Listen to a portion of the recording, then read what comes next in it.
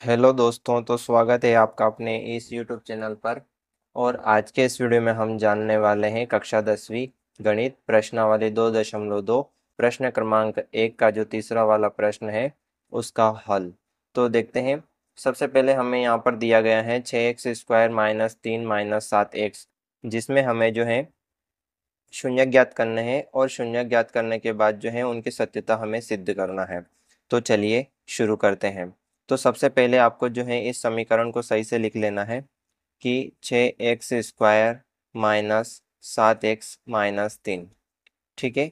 तो ऐसा इसलिए क्योंकि हमें पता है कि एक सर्वसमीका रहती है ax² plus bx plus c is equal to 0। तो इसके रूप में जो है हमें इसको लिखना रहता है।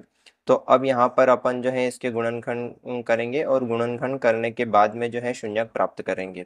तो सबसे पहले 6x² का अपन 3 से गुणा करते हैं तो हमें प्राप्त होता है 18x²।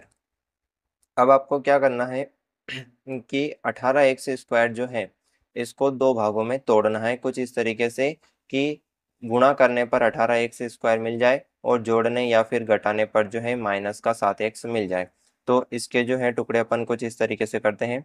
6x² minus 9x plus 2x minus 3। ये इससे क्या होगा कि 9 और 2 का जब आप गुणा करेंगे तो 9 दूना 18 और x का जो बन जाएगा आपका स्क्वायर, यानी कि 18x² आपका जो है फिर से बन जाएगा, ये माइनस का है। ठीक है। तो अब यहाँ पर आप देखेंगे कि जब प्लस और माइनस है तो प्लस माइनस घटाया जाएगा, तो 9x में से 2x घटाएंगे तो माइनस का 7x बच जाएगा। अब अपने को यहाँ पर दिख रहा है कि यहाँ से अपन जो है 3x कॉमन ले सकते हैं, तो हमने 3x को कॉमन लिया है। बाकी बचेगा यहाँ पर 2x माइनस यहाँ पर बचेगा अपना 3।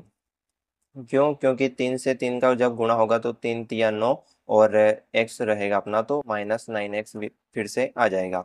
अब फिर से सेम ऐसा कैसा अपने को जो है यहाँ पर लिख लेना है। अब आपको क्या करना है कि 2x का भाग फिर से 2x में लगा करके देखना है, तो आंसर मिलेगा अपने को 1। तो ये वाला 1 आपको यहाँ रखना है, ये प्लस का रहेगा क्योंकि यहाँ पर साइन प्लस का है। ठीक है। तो यहाँ तक जो है आपको समझ में आया होगा। अब इन दोनों में से अपन जो है एक कॉमन ले लेते हैं, 2x माइनस 3 और यहाँ पर जो है 3x प्लस 1। ठीक है। अब अपने को यहाँ पर जो है एक लाइन और लिखनी रहती है, इसलिए इसलिए 6x² माइनस 3 माइनस 7x बराबर 0 है। तो ठीक है। तो अगर ये 0 है तो इसके जो गुणनखंड हमने प्राप्त करे हैं 2x माइनस 3 बराबर 0, ये भी 0 ही रहेगा। तो इसको जब आप सोल्व करेंगे तो 2x ये माइनस का 3 बराबर के इधर आएगा तो प्लस का हो जाएगा।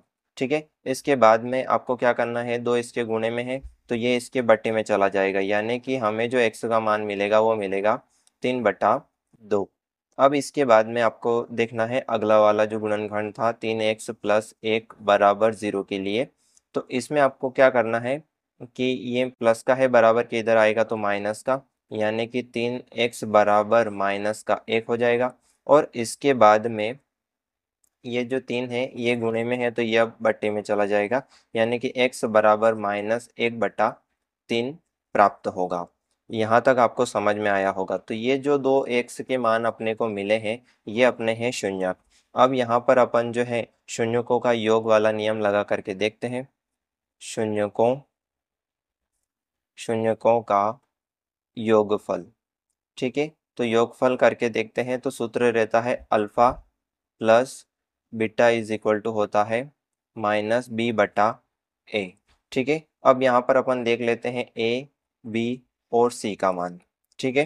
तो a का मान जो है इस समीकरण से अपने को देखना है कि 6x² माइनस 3 माइनस 7x, या फिर हमने लिखा था 6x² माइनस का 7x माइनस का 3। तो यहाँ पर दिख रहा है कि a जो है गुणे में है, तो यानी कि अपना जो मतलब x² का मान बनेगा, यानी कि गुणे में जो है वो अपना मान बनेगा, a का मान बनेगा 6। और यहाँ पर आप देखेंगे x के गुणे में है -7, तो -7 जो है आपका b का मान बन जाएगा और c का मान जो बनेगा वो बनेगा आखिरी वाला, यानी कि -3। ठीक है। इसके साथ में कोई आपको जो है चार संख्या नहीं मिलेगी या फिर जो है नहीं मिलेगा। ठीक है, यहाँ तक आपको समझ में आया होगा। अब अपन जो है अल्फा और बीटा की वैल्यू जो शून्यक हमें मिले थे वो अपन रखते हैं। तो सबसे पहले था 3/2 प्लस माइनस 1/3, ये अपने को मिला था। इसके बाद में माइनस है और b का वैल्यू है 7, तो -7 अपन रख लेते हैं। अब इसके बाद में a का वैल्यू है 6। तो अब यहाँ पर आप देख पा रहे होंगे कि 2 और 3 का जब एलसीएम लिया जाएगा तो आएगा 6। इसके बाद में 2 से 3 सॉरी मतलब 2 से जो है अगर आप 6 को काटेंगे तो ये कटेगा 3 बार।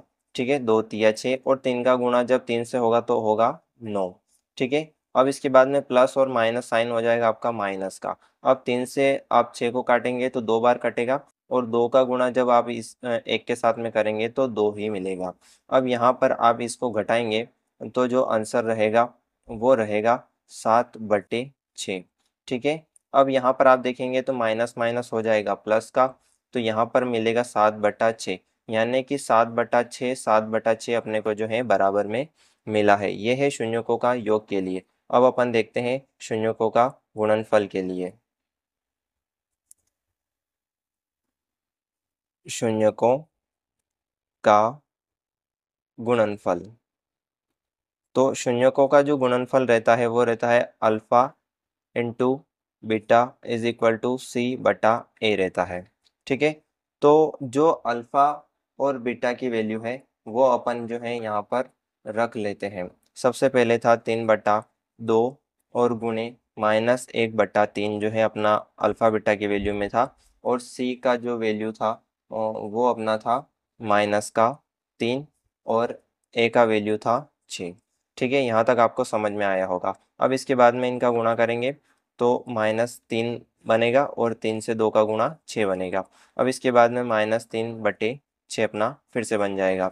तो यहाँ तक आपको समझ में आया होगा कि दोनों मान जो है योगफल और गुणनफल शून्यकों के लिए बराबर है। अतः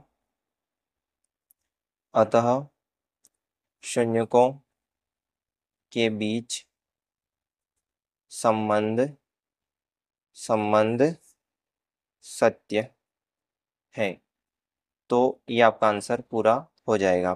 तो कैसा लगा ये वीडियो कमेंट कर ज़रूर बताएं। साथ ही जुड़े रहें हमारे साथ ताकि आप कुछ अच्छा और नया सीख सकें। धन्यवाद।